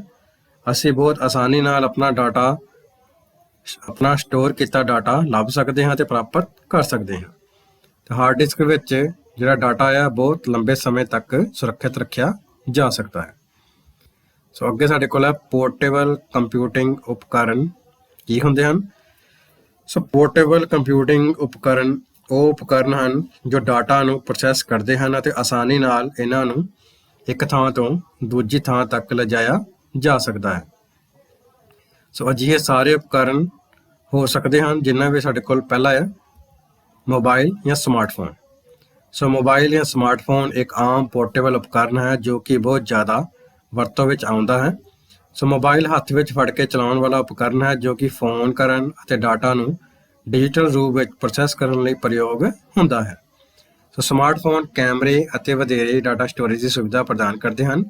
ਇਹਨਾਂ ਦੇ ਕੰਮ ਕਰਨ ਦੀ ਰਫ਼ਤਾਰ ਵੀ ਬਹੁਤ ਜ਼ਿਆਦਾ ਹੁੰਦੀ ਹੈ। ਅਸੀਂ ਮੋਬਾਈਲ ਫੋਨ ਦੀ ਵਰਤੋਂ ਸਿੱਖਿਆ, ਵਪਾਰ, ਮਨੋਰੰਜਨ ਅਤੇ ਗੇਮਾਂ ਖੇਡਣ ਲਈ ਕਰਦੇ ਹਨ। ਇਹ ਉਪਕਰਨ ਜੇਬ ਵਿੱਚ ਪਾਉਣ ਅਤੇ ਹੱਥ ਵਿੱਚ ਫੜ ਕੇ ਚਲਾਉਣ ਦੇ ਮੰਤਵ ਨਾਲ ਹੀ ਬਹੁਤ ਛੋਟਾ ਹੁੰਦਾ ਹੈ। ਦੂਸਰਾ ਸਾਡੇ ਕੋਲ ਪੋਰਟੇਬਲ ਕੰਪਿਊਟਿੰਗ ਡਿਵਾਈਸ ਹੈ ਟੈਬਲੇਟ ਕੰਪਿਊਟਰ। ਟੈਬਲੇਟ ਕੰਪਿਊਟਰ ਇੱਕ ਪਤਲਾ ਅਤੇ ਪੋਰਟੇਬਲ ਕੰਪਿਊਟਰ ਹੁੰਦਾ ਹੈ। ਇਹ ਬੈਟਰੀ ਨਾਲ ਚੱਲਦਾ ਹੈ। ਇਸ ਵਿੱਚ ਟੱਚ ਸਕਰੀਨ ਲੱਗੀ ਹੁੰਦੀ ਹੈ ਜੋ ਕਿ ਇਸ ਨੂੰ ਚਲਾਉਣ ਵਿੱਚ ਮਦਦ ਕਰਦੀ ਹੈ। ਇਸ ਵਿੱਚ ਬਟਨਾਂ ਵਾਲਾ ਕੀਬੋਰਡ ਮੌਜੂਦ ਨਹੀਂ ਹੁੰਦਾ। ਅਸੀਂ ਇਸ ਦੀ ਸਕਰੀਨ 'ਤੇ ਟੱਚ ਕਰਦੇ ਹੋਏ ਹੀ ਇਸ ਵਿੱਚ ਟਾਈਪਿੰਗ ਕਰ ਸਕਦੇ ਹਾਂ। ਅਸੀਂ ਇਸ ਕੰਪਿਊਟਿੰਗ ਉਪਕਰਨ ਦੀ ਵਰਤੋਂ ਸ਼ਾਪਿੰਗ ਮਾਲ, ਰੈਸਟੋਰੈਂਟ ਆਦਿ ਵਿਖੇ ਕਰ ਸਕਦੇ ਹਾਂ। ਸੋ ਅੱਗੇ ਸਾਡੇ ਕੋਲ ਹੈ ਪਾਮ ਟੌਪ ਕੰਪਿਊਟਰ। ਸੋ ਜਿਵੇਂ ਕਿ ਇਸ ਦਾ ਨਾਮ ਹੀ ਦਰਸਾਉਂਦਾ ਹੈ, ਇਹ ਅਜਿਹਾ ਕੰਪਿਊਟਰ ਹੁੰਦਾ ਹੈ ਜਿਸ ਨੂੰ ਆਸਾਨੀ ਨਾਲ ਹਥੇਲੀ 'ਤੇ ਰੱਖ ਕੇ ਚਲਾਇਆ ਜਾ ਸਕਦਾ ਹੈ। ਇਸ ਕਿਸਮ ਦੇ ਕੰਪਿਊਟਰ ਵਿੱਚ ਇੱਕ ਛੋਟੀ ਸਕਰੀਨ ਅਤੇ ਇੱਕ ਕੀਬੋਰਡ ਹੁੰਦਾ ਹੈ। ਇਹ ਇੱਕ ਪਰਸਨਲ ਪ੍ਰਬੰਧਕ ਦੇ ਤੌਰ 'ਤੇ ਵਰਤਿਆ ਜਾਂਦਾ ਹੈ। ਇਹ ਇਸ ਦੇ ਸੀਮਿਤ ਉਪਯੋਗਾਂ ਕਾਰਨ ਜ਼ਿਆਦਾ ਪ੍ਰਚਲਿਤ ਜਾਂ ਮਸ਼ਹੂਰ ਨਹੀਂ ਹੈ। ਅਗਲਾ ਸਾਡੇ ਕੋਲ ਡਿਵਾਈਸ ਹੈ ਲੈਪਟਾਪ ਕੰਪਿਊਟਰ। ਸੋ ਇਹ ਕੰਪਿਊਟਰ ਲਗਭਗ ਹਰੇਕ ਖੇਤਰ ਵਿੱਚ ਵਰਤਿਆ ਜਾਂਦਾ ਹੈ। ਇਹ ਇੱਕ ਛੋਟਾ ਅਤੇ ਹਲਕਾ ਕੰਪਿਊਟਰ ਹੁੰਦਾ ਹੈ ਜੋ ਕਿ ਸਕਰੀਨ ਅਤੇ ਪੂਰੇ ਆਕਾਰ ਦੇ ਕੀਬੋਰਡ ਦੀ ਸੁਵਿਧਾ ਪ੍ਰਦਾਨ ਕਰਦਾ ਹੈ। ਇਸ ਵਿੱਚ ਮਾਊਸ ਦਾ ਕੰਮ ਕਰਨ ਲਈ ਇੱਕ ਟੱਚ ਪੈਡ ਲੱਗਿਆ ਹੁੰਦਾ ਹੈ। ਅਸੀਂ ਇਸ ਨੂੰ ਆਪਣੀ ਗੋਦ ਵਿੱਚ ਰੱਖ ਕੇ ਚਲਾ ਸਕਦੇ ਹਾਂ। ਇਸੇ ਕਾਰਨ ਇਸ ਨੂੰ ਲੈਪਟਾਪ ਦਾ ਨਾਮ ਦਿੱਤਾ ਜਾਂਦਾ ਹੈ। ਇਸ ਤਰ੍ਹਾਂ ਦੇ ਕੰਪਿਊਟਰ ਵਿੱਚ ਹਰੇਕ ਕਿਸਮ ਦੀਆਂ ਐਪਲੀਕੇਸ਼ਨਾਂ ਚੱਲਣਯੋਗ ਹੁੰਦੀਆਂ ਹਨ। ਅੱਗੇ ਹੁਣ ਅਸੀਂ ਅਗਲਾ ਟੌਪਿਕ ਪੜ੍ਹਾਂਗੇ ਕੰਪਿਊਟਰ ਦੀਆਂ ਸੀਮਾਵਾਂ। ਸੋ ਕੰਪਿਊਟਰ ਬਹੁਤ ਸਾਰੇ ਕੰਮ ਕਰਨ ਯੋਗ ਹੁੰਦਾ ਹੈ, ਪਰ ਇਹ ਇੱਕ ਮਸ਼ੀਨ ਹੋਣ ਕਾਰਨ ਕੰਮ ਕਰਨ ਤੋਂ ਅਸਮਰਥ ਹੁੰਦਾ ਹੈ। ਅਜਿਹੇ ਕੰਮਾਂ ਨੂੰ ਹੀ ਕੰਪਿਊਟਰ ਦੀਆਂ ਸੀਮਾਵਾਂ ਕਿਹਾ ਗਿਆ ਹੈ ਜਾਂ ਖਾਮੀਆਂ ਕਿਹਾ ਗਿਆ ਹੈ। ਸੋ ਕੰਪਿਊਟਰ ਦੀਆਂ ਕੁਝ ਸੀਮਾਵਾਂ ਜਾਂ ਖਾਮੀਆਂ, ਜਿਸ ਵਿੱਚ ਸਾਡੇ ਕੋਲ ਪਹਿਲੀ ਹੈ, ਕੰਪਿਊਟਰ ਕੁਝ ਵੀ ਕਰਨ ਲਈ ਆਪਣੇ ਆਪ ਕੋਈ ਫੈਸਲਾ ਨਹੀਂ ਲੈ ਸਕਦਾ। ਸੋ ਜਿਵੇਂ ਕਿ ਮਨੁੱਖ ਕੋਈ ਵੀ ਫੈਸਲਾ ਕਰਨ ਲਈ ਆਪਣਾ ਜਿਹੜਾ ਤਜਰਬਾ ਜਾਂ ਆਪਣੀ ਨੌਲੇਜ ਹੈ ਉਸ ਦੀ ਵਰਤੋਂ ਕਰਦਾ ਹੈ, ਪਰ ਕੰਪਿਊਟਰ ਕੁਝ ਵੀ ਕਰਨ ਲਈ ਆਪਣੇ ਆਪ ਕੋਈ ਵੀ ਫੈਸਲਾ ਨਹੀਂ ਲੈ ਸਕਦਾ। ਦੂਸਰਾ ਪੁਆਇੰਟ ਹੈ ਕੰਪਿਊਟਰ ਕਿਸੇ ਗਲਤ ਹਦਾਇਤ ਨੂੰ ਸਹੀ ਨਹੀਂ ਕਰ ਸਕਦਾ। ਜੇਕਰ ਕਿਸੇ ਯੂਜ਼ਰ ਨੇ ਕੰਪਿਊਟਰ ਨੂੰ ਕੋਈ ਕਮਾਂਡ ਦਿੱਤੀ ਹੈ ਤਾਂ ਕਮਾਂਡ ਦੇਣ ਦਾ ਜਿਹੜਾ ਤਰੀਕਾ ਹੈ ਉਹ ਗਲਤ ਹੈ। ਸੋ ਕੰਪਿਊਟਰ ਉਸ ਨੂੰ ਦਰੁਸਤ ਨਹੀਂ ਕਰਦਾ, ਉਹ ਉਸੇ ਤਰ੍ਹਾਂ ਹੀ ਉਸ ਨੂੰ ਲਾਗੂ ਕਰਨ ਦੀ ਕੋਸ਼ਿਸ਼ ਕਰਦਾ ਹੈ। ਤੀਸਰਾ ਪੁਆਇੰਟ ਹੈ ਕੰਪਿਊਟਰ ਨੂੰ ਜਦ ਤੱਕ ਯੂਜ਼ਰ ਵੱਲੋਂ ਕੋਈ ਹਦਾਇਤ ਨਾ ਦਿੱਤੀ ਜਾਵੇ ਇਹ ਆਪਣੇ ਆਪ ਕੰਮ ਨਹੀਂ ਕਰ ਸਕਦਾ। ਸੋ ਕੰਪਿਊਟਰ ਤੋਂ ਕੋਈ ਵੀ ਕੰਮ ਕਰਵਾਉਣ ਲਈ ਸਭ ਤੋਂ ਪਹਿਲਾਂ ਸਾਨੂੰ ਉਸ ਨੂੰ ਕੁਛ ਡਾਟਾ ਜਾਂ ਹਦਾਇਤ ਦੇਣੀ ਪੈਂਦੀ ਹੈ। ਉਸ ਡਾਟਾ ਅਤੇ ਹਦਾਇਤ ਦੇ ਮੁਤਾਬਕ ਹੀ ਕੰਪਿਊਟਰ ਸਾਡੀ ਜਿਹੜੀ ਹੈ ਡਾਟਾ ਜਾਂ ਹਦਾਇਤ ਦੇ ਮੁਤਾਬਕ ਜਿਹੜਾ ਕੰਮ ਹੈ ਉਹ ਕਰਦਾ ਹੈ। ਚੌਥਾ ਪੁਆਇੰਟ ਹੈ ਇੱਕ ਮਨੁੱਖ ਦੀ ਤਰ੍ਹਾਂ ਇਸ ਦੀ ਕੋਈ ਭਾਵਨਾ ਅਤੇ ਵਿਚਾਰ ਨਹੀਂ ਹੁੰਦੇ। ਸੋ ਜਿਵੇਂ ਮਨੁੱਖ ਹਰ ਇੱਕ ਸਿਚੁਏਸ਼ਨ ਵਿੱਚ ਜਾਂ ਹਰ ਇੱਕ ਟਾਈਮ 'ਤੇ ਵੱਖ-ਵੱਖ ਜਿਹੜੇ ਭਾਵ ਹੈ ਉਹ ਪ੍ਰਗਟ ਕਰਦਾ ਹੈ, ਪਰ ਇੱਕ ਮਨੁੱਖ ਦੀ ਤਰ੍ਹਾਂ ਜਿਹੜਾ ਕੰਪਿਊਟਰ ਹੈ ਇਸ ਦੀ ਕੋਈ ਵੀ ਭਾਵਨਾ ਅਤੇ ਵਿਚਾਰ ਨਹੀਂ ਹੁੰਦੇ। ਇੱਕ ਮਨੁੱਖ ਦੀ ਤਰ੍ਹਾਂ ਇਸ ਦੇ ਪਾਸ ਕੋਈ ਸਮਝ ਅਤੇ ਤਜਰਬਾ ਨਹੀਂ ਹੁੰਦਾ।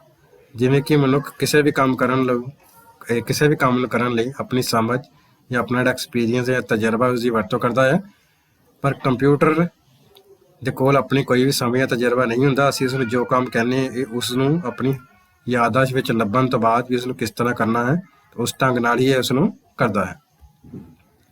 ਅੱਗੇ ਸਾਡੇ ਕੋਲ ਹੈ ਕੰਪਿਊਟਰ ਨਾਲ ਜਾਣ ਪਛਾਣ ਪਾਠ ਦਾ ਅਭਿਆਸ, ਜਿਸ ਵਿੱਚ ਸਾਡੇ ਕੋਲ ਪਹਿਲੀ ਖਾਲੀ ਥਾਂ ਹੈ ਕੰਪਿਊਟਰ ਇੱਕ ਡੈਸ਼ ਹੈ ਜਿਸ ਦੇ ਆਪਸ਼ਨ ਨੇ ਪਹਿਲਾ ਇਲੈਕਟ੍ਰੋਨਿਕ ਮਸ਼ੀਨ, ਦੂਸਰਾ ਮਕੈਨੀਕਲ ਮਸ਼ੀਨ, ਤੀਸਰਾ ਚੁੰਬਕੀ ਮਸ਼ੀਨ, ਚੌਥਾ ਉਪਰੋਕਤ ਸਾਰੇ।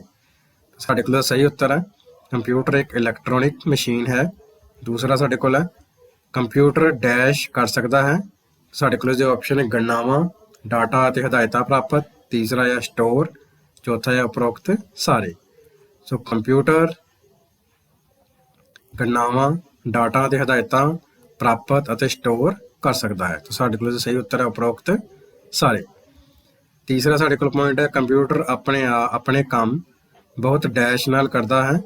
ਸਾਡੇ ਕੋਲ ਦੇ ਆਪਸ਼ਨ ਹੈ ਰਫਤਾਰ, ਸ਼ੁੱਧਤਾ, ਗੁਣਵੱਤਾ ਜਾਂ ਉਪਰੋਕਤ ਸਾਰੇ। ਤਾਂ ਸਾਡੇ ਕੋਲ ਦਾ ਸਹੀ ਉੱਤਰ ਹੈ ਉਪਰੋਕਤ ਸਾਰੇ। ਅੱਗੇ ਸਾਡੇ ਕੋਲ ਚੌਥੀ ਖਾਲੀ ਥਾਂ ਹੈ ਬੈਂਕਾਂ ਵਿੱਚ ਕੰਪਿਊਟਰ ਦਾ ਪ੍ਰਯੋਗ ਕਿਸ ਕੰਮ ਲਈ ਕੀਤਾ ਜਾਂਦਾ ਹੈ। ਤਾਂ ਸਾਡੇ ਕੋਲ ਆਪਸ਼ਨ ਨੇ, ਪਹਿਲਾ ਆਪਸ਼ਨ ਹੈ ਬੈਂਕ ਨੂੰ ਸੁਰੱਖਿਅਤ ਰੱਖਣ ਲਈ, ਦੂਸਰਾ ਹੈ ਖਾਤਿਆਂ ਦਾ ਰਿਕਾਰਡ ਰੱਖਣ ਲਈ, ਤੀਸਰਾ ਹੈ ਬੈਂਕ ਨੂੰ ਸਾਫ਼ ਰੱਖਣ ਲਈ, ਚੌਥਾ ਹੈ ਇਹਨਾਂ ਵਿੱਚੋਂ ਕੋਈ ਨਹੀਂ।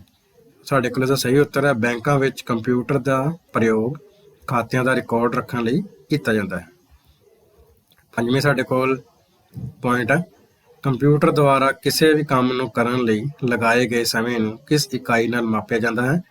ਸਾਡੇ ਕੋਲ ਦੇ ਆਪਸ਼ਨ ਹੈ ਮਿੰਟ, ਘੰਟੇ, ਮਿਲੀ ਸੈਕਿੰਡ ਜਾਂ ਦਿਨ। ਸੋ ਕੰਪਿਊਟਰ ਦੁਆਰਾ ਕਿਸੇ ਵੀ ਕੰਮ ਨੂੰ ਕਰਨ ਲਈ ਲਗਾਏ ਗਏ ਸਮੇਂ ਨੂੰ ਮਿਲੀ ਸੈਕਿੰਡ ਇਕਾਈ ਨਾਲ ਮਾਪਿਆ ਜਾਂਦਾ ਹੈ। ਅੱਗੇ ਸਾਡੇ ਕੋਲ ਛੇਵੀਂ ਪੁਆਇੰਟ ਹੈ ਸਿੱਖਿਆ ਦੇ ਖੇਤਰ ਵਿੱਚ ਕੰਪਿਊਟਰ ਦੀ ਵਰਤੋਂ ਕਿਸ ਕੰਮ ਲਈ ਕੀਤੀ ਜਾਂਦੀ ਹੈ। ਸਾਡੇ ਕੋਲ ਦਾ ਪਹਿਲਾ ਪੁਆਇੰਟ ਹੈ ਨੋਟਸ ਬਣਾਉਣ ਲਈ, ਦੂਸਰਾ ਨਤੀਜੇ ਤਿਆਰ ਕਰਨ ਲਈ, ਤੀਸਰਾ ਰਿਪੋਰਟਾਂ ਤਿਆਰ ਕਰਨ ਲਈ ਜਾਂ ਉਪਰੋਕਤ ਸਾਰੇ। ਤਾਂ ਸਾਡੇ ਕੋਲ ਦਾ ਸਹੀ ਉੱਤਰ ਹੈ ਉਪਰੋਕਤ ਸਾਰੇ। ਅੱਗੇ ਸਾਡੇ ਕੋਲ ਸੱਤਵਾਂ ਪੁਆਇੰਟ ਹੈ ਇਹਨਾਂ ਵਿੱਚ ਕਿਹੜੀ ਕੰਪਿਊਟਰ ਦੀ ਖਾਮੀ ਹੈ। ਸਾਡੇ ਕੋਲ ਦੇ ਆਪਸ਼ਨ ਨੇ ਰਫਤਾਰ, ਸ਼ੁੱਧਤਾ, ਕੋਈ ਸਮੇਂ ਨਾ ਹੋਣਾ ਜਾਂ ਅਥੱਕ। ਸੋ ਕੋਈ ਸਮਝ ਨਾ ਹੋਣਾ ਕੰਪਿਊਟਰ ਦੀ ਇੱਕ ਖਾਮੀ ਹੈ। ਅੱਗੇ ਸਾਡੇ ਕੋਲ ਹੈ ਬਹੁਤ ਛੋਟੇ ਉੱਤਰ ਵਾਲੇ ਪ੍ਰਸ਼ਨ, ਜਿਸ ਵਿੱਚ ਸਾਡੇ ਕੋਲ ਪਹਿਲਾ ਪ੍ਰਸ਼ਨ ਹੈ ਕੰਪਿਊਟਰ ਨੂੰ ਪਰਿਭਾਸ਼ਿਤ ਕਰੋ। ਸੋ ਕੰਪਿਊਟਰ ਇੱਕ ਬਿਜਲੀ ਨਾਲ ਚੱਲਣ ਵਾਲਾ ਉਪਕਰਨ ਹੈ ਜਿਸ ਨੂੰ ਸੂਚਨਾ ਨਾਲ ਕੰਮ ਕਰਨ ਲਈ ਡਿਜ਼ਾਈਨ ਕੀਤਾ ਗਿਆ ਹੈ। ਇਹ ਯੂਜ਼ਰ ਤੋਂ ਇਨਪੁਟ ਦੇ ਰੂਪ ਵਿੱਚ ਡਾਟਾ ਅਤੇ ਹਦਾਇਤਾਂ ਪ੍ਰਾਪਤ ਕਰਦਾ ਹੈ ਅਤੇ ਇਹਨਾਂ ਹਦਾਇਤਾਂ ਦੀ ਪਾਲਣਾ ਕਰਦਾ ਹੈ। ਡਾਟੇ ਉੱਪਰ ਹਦਾਇਤਾਂ ਦੀ ਇਸ ਪਾਲਣਾ ਨੂੰ ਪ੍ਰੋਸੈਸਿੰਗ ਕਿਹਾ ਜਾਂਦਾ ਹੈ। ਪ੍ਰੋਸੈਸਿੰਗ ਤੋਂ ਬਾਅਦ ਤਿਆਰ ਕੀਤਾ ਗਿਆ ਨਤੀਜਾ ਯੂਜ਼ਰ ਨੂੰ ਆਉਟਪੁੱਟ ਦੇ ਤੌਰ ਤੇ ਦਿੱਤਾ ਜਾਂਦਾ ਹੈ। ਸੋ ਅੱਗੇ ਸਾਡੇ ਕੋਲ ਦੂਸਰਾ ਪ੍ਰਸ਼ਨ ਹੈ ਸਿੱਖਿਆ ਦੇ ਖੇਤਰ ਵਿੱਚ ਕੰਪਿਊਟਰ ਦੇ ਪ੍ਰਯੋਗ ਦੀ ਵਿਆਖਿਆ ਕਰੋ। ਸੋ ਸਿੱਖਿਆ ਦੇ ਖੇਤਰ ਵਿੱਚ ਕੰਪਿਊਟਰ ਦੀ ਵਰਤੋਂ ਵਿਦਿਆਰਥੀਆਂ ਵੱਲੋਂ ਨੋਟਸ ਤਿਆਰ ਕਰਨ, ਡਰਾਇੰਗ ਕਰਨ, ਪ੍ਰੋਜੈਕਟ ਬਣਾਉਣ, ਕੰਟੈਂਟ ਰਾਹੀਂ ਪੜ੍ਹਾਈ ਕਰਨ ਆਦਿ ਲਈ ਕੀਤੀ ਜਾਂਦੀ ਹੈ ਅਤੇ ਅਧਿਆਪਕਾਂ ਵੱਲੋਂ ਕੰਪਿਊਟਰ ਦੀ ਵਰਤੋਂ ਨਤੀਜਾ ਤਿਆਰ ਕਰਨ, ਟਾਈਮ ਟੇਬਲ ਬਣਾਉਣ, ਰਿਪੋਰਟ ਕਾਰਡ ਬਣਾਉਣ ਆਦਿ ਲਈ ਕੀਤੀ ਜਾਂਦੀ ਹੈ। ਤੀਸਰਾ ਪ੍ਰਸ਼ਨ ਹੈ ਕਿਸੇ 3 ਪੋਰਟੇਬਲ ਕੰਪਿਊਟਿੰਗ ਯੰਤਰਾਂ ਦੇ ਨਾਂ ਲਿਖੋ। ਸੋ 3 ਪੋਰਟੇਬਲ ਕੰਪਿਊਟਿੰਗ ਯੰਤਰ ਜਿਸ ਵਿੱਚ ਸਾਡੇ ਕੋਲ ਪਹਿਲਾ ਹੈ ਸਮਾਰਟਫੋਨ, ਦੂਸਰਾ ਟੈਬਲੇਟ ਕੰਪਿਊਟਰ, ਤੀਸਰਾ ਲੈਪਟਾਪ ਕੰਪਿਊਟਰ ਜਾਂ ਪਾਮਟਾਪ ਕੰਪਿਊਟਰ। ਉਸ ਤੋਂ ਬਾਅਦ ਸਾਡੇ ਕੋਲ ਵੱਡੇ ਉੱਤਰ ਵਾਲੇ ਪ੍ਰਸ਼ਨ ਹੈ ਜਿਸ ਵਿੱਚ ਸਾਡੇ ਕੋਲ ਪਹਿਲਾ ਪ੍ਰਸ਼ਨ ਹੈ ਕੰਪਿਊਟਰ ਦੀਆਂ ਕੀ ਵਿਸ਼ੇਸ਼ਤਾਵਾਂ ਹਨ। ਸੋ ਕੰਪਿਊਟਰ ਦੀ ਹਰੇਕ ਵਿਸ਼ੇਸ਼ਤਾ ਸਾਨੂੰ ਕੰਪਿਊਟਰ ਦੀ ਵਰਤੋਂ ਕਰਨ ਲਈ ਪ੍ਰੇਰਿਤ ਕਰਦੀ ਹੈ। ਜਿਸ ਵਿੱਚ ਸਾਡੇ ਕੋਲ ਪਹਿਲਾ ਪੁਆਇੰਟ ਹੈ ਗਤੀ। ਸੋ ਕੰਪਿਊਟਰ ਦੀ ਵਰਤੋਂ ਦਾ ਮੁੱਖ ਕਾਰਨ ਕੰਪਿਊਟਰ ਦੀ ਗਤੀ ਜਾਂ ਰਫ਼ਤਾਰ ਹੈ। ਇਹ ਕਿਸੇ ਗੁੰਝਲਦਾਰ ਗਣਨਾ ਨੂੰ ਵੀ 1 ਸੈਕਿੰਡ ਦੇ ਬਹੁਤ ਛੋਟੇ ਭਾਗ ਵਿੱਚ ਪੂਰਾ ਕਰ ਦਿੰਦਾ ਹੈ। ਕੰਪਿਊਟਰ ਰਾਹੀਂ ਕੀਤੇ ਜਾਣ ਵਾਲੇ ਕੰਮ ਦੀ ਰਫ਼ਤਾਰ ਨੂੰ 1 ਸੈਕਿੰਡ ਦੇ 1000ਵੇਂ ਹਿੱਸੇ ਵਿੱਚ ਮਾਪਿਆ ਜਾਂਦਾ ਹੈ ਜਿਸ ਨੂੰ ਮਿਲੀ ਸੈਕਿੰਡ ਇਕਾਈ ਵਜੋਂ ਜਾਣਿਆ ਜਾਂਦਾ ਹੈ। ਦੂਸਰੀ ਇਸ ਦੀ ਵਿਸ਼ੇਸ਼ਤਾ ਹੈ ਸ਼ੁੱਧਤਾ। ਸ਼ੁੱਧਤਾ ਵੀ ਕੰਪਿਊਟਰ ਦਾ ਮਹੱਤਵਪੂਰਨ ਗੁਣ ਹੈ। ਕੰਪਿਊਟਰ ਰਾਹੀਂ ਤਿਆਰ ਕੀਤੇ ਨਤੀਜੇ ਦੇ ਸਹੀ ਹੋਣ ਦਾ ਭਰੋਸਾ ਇਸ ਦੀ ਸ਼ੁੱਧਤਾ ਨੂੰ ਦਰਸਾਉਂਦਾ ਹੈ। ਤੀਸਰਾ ਪੁਆਇੰਟ ਹੈ ਭਰੋਸੇਯੋਗਤਾ। ਸੋ ਕੰਪਿਊਟਰ ਰਾਹੀਂ ਅਸੀਂ ਤਿਆਰ ਕੀਤੇ ਗਏ ਨਤੀਜੇ ਦਾ 100% ਸਹੀ ਹੋਣ ਦਾ ਭਰੋਸਾ ਦੇਣਾ ਅਤੇ ਸਾਨੂੰ ਇਸ ਨਤੀਜੇ ਨੂੰ ਦੁਬਾਰਾ ਪਰਖਣ ਦੀ ਲੋੜ ਨਹੀਂ ਹੋਣਾ ਇਸ ਦੀ ਭਰੋਸੇਯੋਗਤਾ ਨੂੰ ਦਰਸਾਉਂਦਾ ਹੈ। ਚੌਥਾ ਇਸ ਦੀ ਵਿਸ਼ੇਸ਼ਤਾ ਹੈ ਅਥੱਕ। ਕੰਪਿਊਟਰ ਪਹਿਲੀ ਅਤੇ ਅੰਤਿਮ ਗਣਨਾ ਇੱਕੋ ਹੀ ਸ਼ੁੱਧਤਾ ਅਤੇ ਰਫ਼ਤਾਰ ਨਾਲ ਕਰਦਾ ਹੈ। ਕੰਪਿਊਟਰ ਕੰਮ ਕਰਦੇ ਸਮੇਂ ਮਨੁੱਖ ਦੀ ਤਰ੍ਹਾਂ ਥੱਕਦਾ ਨਹੀਂ ਹੈ। ਕੰਪਿਊਟਰ ਜਿੰਨੀ ਦੇਰ ਵੀ ਕੰਮ ਕਰਦਾ ਹੈ ਇਹ ਸਾਨੂੰ ਸਹੀ ਅਤੇ ਸਟੀਕ ਨਤੀਜੇ ਦਿੰਦਾ ਹੈ। ਪੰਜਵੀਂ ਇਸ ਦਾ ਪੁਆਇੰਟ ਹੈ ਆਟੋਮੇਸ਼ਨ। ਕੰਪਿਊਟਰ ਨੂੰ ਪ੍ਰੋਸੈਸਿੰਗ ਕਰਨ ਸਮੇਂ ਕਿਸੇ ਵੀ ਕਿਸਮ ਦੀ ਸਹਾਇਤਾ ਦੀ ਲੋੜ ਨਹੀਂ ਹੁੰਦੀ। ਇੱਕ ਵਾਰ ਹਦਾਇਤਾਂ ਦੇਣ ਤੋਂ ਬਾਅਦ ਇਹ ਆਪਣੇ ਆਪ ਅੰਤ ਤੱਕ ਕੰਮ ਕਰਦਾ ਰਹਿੰਦਾ ਹੈ ਅਤੇ ਅੰਤ ਵਿੱਚ ਯੂਜ਼ਰ ਨੂੰ ਨਤੀਜਾ ਮੁਹੱਈਆ ਕਰਵਾਉਂਦਾ ਹੈ। ਉਸ ਤੋਂ ਬਾਅਦ 6ਵਾਂ ਪੁਆਇੰਟ ਹੈ ਸਟੋਰੇਜ। ਸੋ ਕੰਪਿਊਟਰ ਦੀ ਸਟੋਰੇਜ ਸਮਰੱਥਾ ਬਹੁਤ ਜ਼ਿਆਦਾ ਹੁੰਦੀ ਹੈ।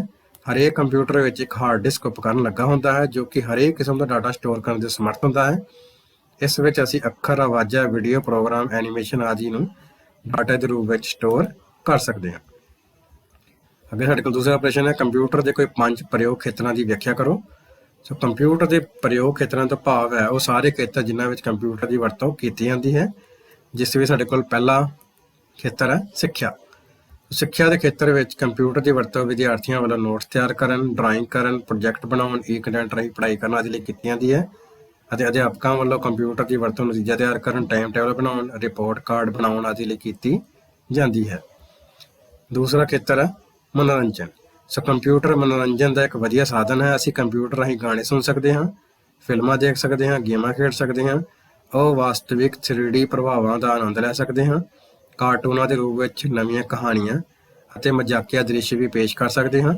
ਮਲਟੀਮੀਡੀਆ ਦਾ ਇਹ ਖੇਤਰ ਖੇਡ ਵਿੱਚ ਸਿੱਖਣ ਦੇ ਤਰੀਕਿਆਂ ਵਿੱਚ ਮਹੱਤਵਪੂਰਨ ਭੂਮਿਕਾ ਨਿਭਾਉਂਦਾ ਹੈ।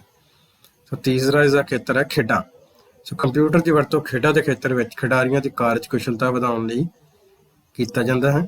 ਖਿਡਾਰੀ ਦੀ ਕੁਸ਼ਲਤਾ ਵਿੱਚ ਸੁਧਾਰ ਜਾਰੀ ਰੱਖਣ ਲਈ ਉਸਦਾ ਰੋਜ਼ਾਨਾ ਰਿਕਾਰਡ ਕੰਪਿਊਟਰ ਵਿੱਚ ਸਟੋਰ ਕੀਤਾ ਜਾਂਦਾ ਹੈ। ਅਵਾਸਤਵਿਕ 3D ਸਟੇਸ਼ਨ ਦੀ ਵਰਤੋਂ ਕਰਕੇ ਮੈਦਾਨ ਵਿੱਚ ਖੇਡੀਆਂ ਜਾਣ ਵਾਲੀਆਂ ਖੇਡਾਂ ਨੂੰ ਬੰਦ ਕਮਰੇ ਵਿੱਚ ਅਭਿਆਸ ਕਰਨ ਲਈ ਖੇਡਿਆ ਜਾ ਸਕਦਾ ਹੈ। ਸੋ ਚੌਥਾ ਇਸਦਾ ਖੇਤਰ ਹੈ ਹਸਪਤਾਲ।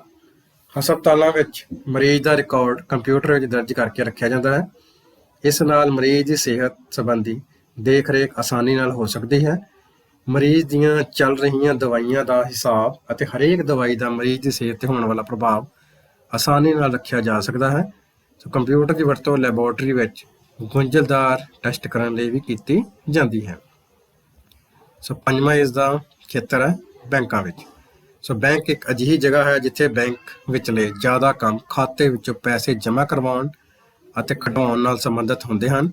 ਅਜਿਹਾ ਹਰ ਕੰਮ ਡਾਟਾ ਪ੍ਰੋਸੈਸਿੰਗ ਨਾਲ ਸੰਬੰਧਿਤ ਹੁੰਦਾ ਹੈ ਅਤੇ ਅਜਿਹੀਆਂ ਪ੍ਰੋਸੈਸਿੰਗ ਨੂੰ ਸਹੀ ਢੰਗ ਨਾਲ ਕਰਨ ਲਈ ਕੰਪਿਊਟਰ ਦੀ ਲੋੜ ਹੁੰਦੀ ਹੈ। ਇਸ ਨਾਲ ਸਾਰੇ ਖਾਤਿਆਂ ਦਾ ਪ੍ਰਬੰਧ ਬਹੁਤ ਆਸਾਨੀ ਨਾਲ ਅਤੇ ਵਧੀਆ ਢੰਗ ਨਾਲ ਹੋ ਜਾਂਦਾ ਹੈ। ਸੋ ਅਗਲਾ ਸਾਡੇ ਕੋਲ ਤੀਸਰਾ ਪ੍ਰਸ਼ਨ ਹੈ, ਕੰਪਿਊਟਰ ਦੀਆਂ ਕੀ ਸੀਮਾਵਾਂ ਹਨ। ਸੋ ਕੰਪਿਊਟਰ ਬਹੁਤ ਸਾਰੇ ਕੰਮ ਕਰਨ ਦੇ ਯੋਗ ਹੁੰਦਾ ਹੈ, ਪਰ ਇਹ ਇੱਕ ਮਸ਼ੀਨ ਹੋਣ ਦੇ ਕਾਰਨ ਕਈ ਕੰਮ ਕਰਨ ਤੋਂ ਅਸਮਰਥ ਹੁੰਦਾ ਹੈ। ਅਜਿਹੇ ਕੰਮਾਂ ਨੂੰ ਹੀ ਕੰਪਿਊਟਰ ਦੀਆਂ ਸੀਮਾਵਾਂ ਕਿਹਾ ਜਾਂਦਾ ਹੈ, ਜਿਸ ਵਿੱਚ ਸਾਡੇ ਕੋਲ ਪਹਿਲੀ ਹੈ, ਇੱਕ ਕੰਪਿਊਟਰ ਆਪਣੇ ਆਪ ਕੋਈ ਵੀ ਫੈਸਲਾ ਨਹੀਂ ਲੈ ਸਕਦਾ। ਦੂਸਰਾ ਪੁਆਇੰਟ ਹੈ, ਕੰਪਿਊਟਰ ਕਿਸੇ ਗਲਤ ਹਦਾਇਤ ਨੂੰ ਵੀ ਸਹੀ ਨਹੀਂ ਕਰ ਸਕਦਾ। ਤੀਸਰਾ ਪੁਆਇੰਟ ਹੈ, ਕੰਪਿਊਟਰ ਯੂਜ਼ਰ ਦੀਆਂ ਹਦਾਇਤਾਂ ਤੋਂ ਬਿਨਾਂ ਕੋਈ ਵੀ ਕੰਮ ਨਹੀਂ ਕਰ ਸਕਦਾ। ਚੌਥਾ ਪੁਆਇੰਟ ਹੈ, ਕੰਪਿਊਟਰ ਵਿੱਚ ਭਾਵਨਾਵਾਂ ਅਤੇ ਸਮਝ ਨਹੀਂ ਹੁੰਦੀ। ਪੰਜਵਾਂ ਪੁਆਇੰਟ ਹੈ, ਕਿਸੇ ਮਨੁੱਖ ਦੀ ਤਰ੍ਹਾਂ ਇਸ ਕੋਲ ਕੋਈ ਗਿਆਨ ਅਤੇ ਤਜਰਬਾ ਵੀ ਨਹੀਂ ਹੁੰਦਾ। ਅੱਗੇ ਸਾਡੇ ਕੋਲ ਹੈ ਚੌਥਾ ਪ੍ਰਸ਼ਨ, ਪੋਰਟੇਬਲ ਕੰਪਿਊਟਿੰਗ ਯੰਤਰਾਂ ਤੋਂ ਕੀ ਭਾਵ ਹੈ। ਕਿਸੇ ਤਿੰਨ ਅਜਿਹੇ ਯੰਤਰਾਂ ਦੀ ਵਿਆਖਿਆ ਕਰੋ। ਸੋ ਉਹ ਉਪਕਰਨ ਜਾਂ ਉਹ ਸਾਰੇ ਉਪਕਰਨ ਜੋ ਡਾਟੇ ਨੂੰ ਪ੍ਰੋਸੈਸ ਕਰਦੇ ਹਨ ਅਤੇ ਜਿਨ੍ਹਾਂ ਨੂੰ ਇੱਕ ਥਾਂ ਤੋਂ ਦੂਜੀ ਥਾਂ ਆਸਾਨੀ ਨਾਲ ਲਿਜਾਇਆ ਜਾ ਸਕਦਾ ਹੈ, ਨੂੰ ਪੋਰਟੇਬਲ ਕੰਪਿਊਟਿੰਗ ਯੰਤਰ ਕਿਹਾ ਜਾਂਦਾ ਹੈ, ਜੋ ਕਿ ਹੇਠ ਲਿਖੇ ਅਨੁਸਾਰ ਹਨ। ਸਭ ਤੋਂ ਪਹਿਲਾਂ ਸਾਡੇ ਕੋਲ ਸਮਾਰਟਫੋਨ। ਸਮਾਰਟਫੋਨ ਇੱਕ ਪੋਰਟੇਬਲ ਯੰਤਰ ਹੈ ਜਿਸ ਦੀ ਵਰਤੋਂ ਫੋਨ ਕਰਨ ਅਤੇ ਡਾਟੇ ਨੂੰ ਡਿਜੀਟਲ ਰੂਪ ਵਿੱਚ ਪ੍ਰੋਸੈਸ ਕਰਨ ਲਈ ਕੀਤੀ ਜਾਂਦੀ ਹੈ।